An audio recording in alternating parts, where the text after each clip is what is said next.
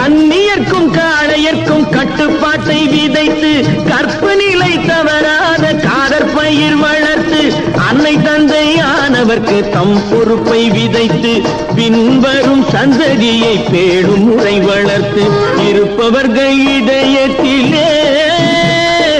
இரக்கமதை விதைக்கணும்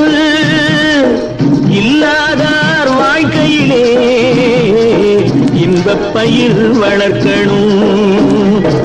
நல்ல நல்ல நிலம் பார்த்து நாமும் விதை விதைக்கணும்